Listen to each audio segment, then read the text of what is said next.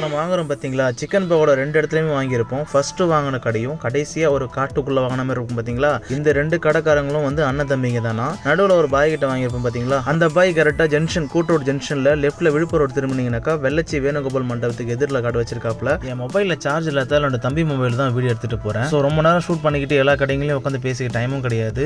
Main thing நம்ம வந்து இங்கே வந்து சாப்பிட தான் வந்திருக்கோம். ப்ரொமோஷன்லாம் ஒன்றும் கிடையாது. என் தம்பிக்கிட்ட இந்த கிளைமேட்டுக்கு ஏற்ற மாதிரி சூடாக சாப்பிடணும் போல சொல்லும்போது பகோடா சாப்பிட்றேன்னு கேட்டான்.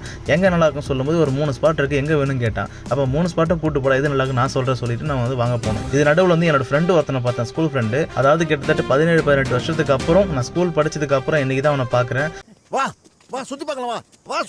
ரொம்ப சந்தோஷமா இருந்துச்சு அந்த மொமெண்ட். ஸோ இது அவங்களோட கடை தான். அது பக்கத்துலேயே மெக்கானிக் ஷாப் வச்சு, ஸோ மெக்கானிக்காக இருக்காப்புல.